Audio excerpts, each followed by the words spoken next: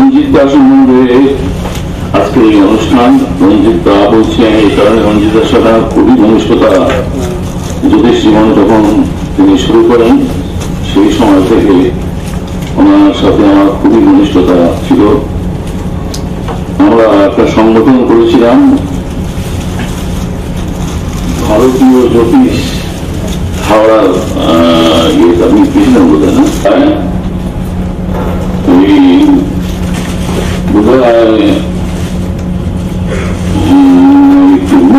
মেচেদা পেরিয়ে গিয়ে একটা গ্রামে, প্রত্যন্ত গ্রাম, সেখানে একটা সেমিনার টাইপের হয়েছিল। সালটা ঠিক মনে নেই, একটা সেমিনার সভা হয়েছিল। সেখানে খুব বড় বড় পণ্ডিত জ্যোতিষীরা গিয়েছিলেন, হরিদাস মজুমদার থেকে আরম্ভ করে অনেকেই গিয়েছিলেন, আমাদের রামানুজ বাবু এরা সব গিয়েছিলেন। ওখানে রঞ্জিতার সাথে আমি পাশে যেতে যেতে পাশাপাশি বলেছিলাম, কারণ রঞ্জিতার সাথে আরো ঘনিষ্ঠতার কারণ আমার এক দাদা রঞ্জিতার সাথে একই সাথে চাকরি করতেন। সেই সূত্রে রঞ্জিতার সম্বন্ধে আমার জানা ছিল আগে থাকতেই।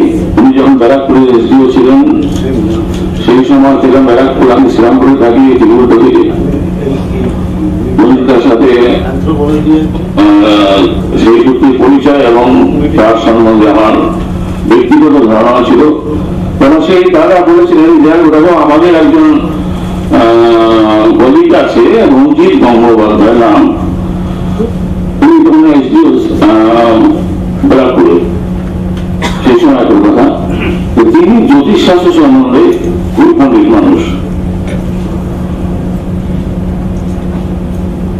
এই অব্দি রঞ্জিতার সম্বন্ধে তখন জানতাম। তারপর যখন আমি বলছি যেটা কনফারেন্সে যেতে যেতে বাসে বসে বসে রঞ্জিতার সাথে আলোচনা, বিভিন্ন জ্যোতিষ তত্ত্ব নিয়ে আলোচনা করছিলাম, একটা অদ্ভুত তখন অনুভূতি হল ওই সম্বন্ধে। ওই ধরনের একটা অ্যাডমিনিস্ট্রেটর উচ্চ জায়গায় যেখানে প্রশাসনে তিনি অধিষ্ঠিত ছিলেন, সেই জায়গা থেকে যখন জ্যোতিষী জীবনে চলে এলেন, জ্যোতিষের অধ্যাপনা করতেন, বই লিখতেন, এই যে ভাড়াটা অতটা অ্যাডমিনিস্ট্রেটর, তার সাথে আমি পাশে বাসে বসে যাচ্ছি। যখন চাকরি জীবনে ছিল তার সাথে দেখা করার জন্য লাইন দিয়ে থাকতে হতো, সেই পাশে বসে এত সহজ ভাবে, এত সুন্দর ভাবে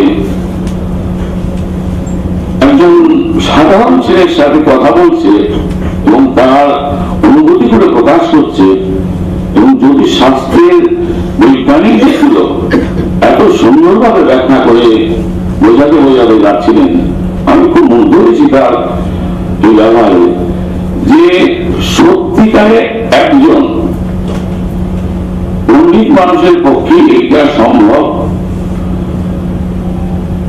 যা রঞ্জিতার মধ্যে সেদিন আমি খুঁজে গিয়েছিলাম। একজন পণ্ডিত মানুষই পারেন, যার মধ্যে আমি একজন বছর বসে রয়েছেন বিদগ্ধ পণ্ডিত, ভারতের একজন নাম করা পণ্ডিত মানুষ রামজীবন ভট্টাচার্য আচার্য,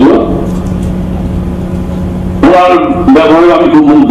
এই ধরনের যে ব্যবহার, অর্থাৎ পেটে বিদ্যে থাকলে বা শিক্ষা যদি থাকে, সত্যিকারের শিক্ষা, সে কত ভদ্র হতে পারে, কত নমনীয়তা চরিত্রের মধ্যে ভাব আসতে পারে। রঞ্জিতা ছিলেন সেই টাইপের। আমি খুব মুগ্ধ হয়েছিলাম তার সাথে মিশে। তো আজকে তার স্মরণ সভায় এসে সেই সমস্ত কথাগুলো ভাবছিলাম যে আমাদের জ্যোতিষী যারা রয়েছেন তাদের মধ্যে যেন এই নমনীয় ভাবগুলো আসে, তারাও যেন রঞ্জিতার জীবনের এই শিক্ষা থেকে, যে গল্পগুলো সংক্ষেপে বললাম, যত একজন সেবা অথবা একজন শিক্ষিত মানুষ, তার মধ্যে যে নমনীয় ভাব, সেই ভাব যেন সমস্ত জ্যোতিষীদের মধ্যে আসে, না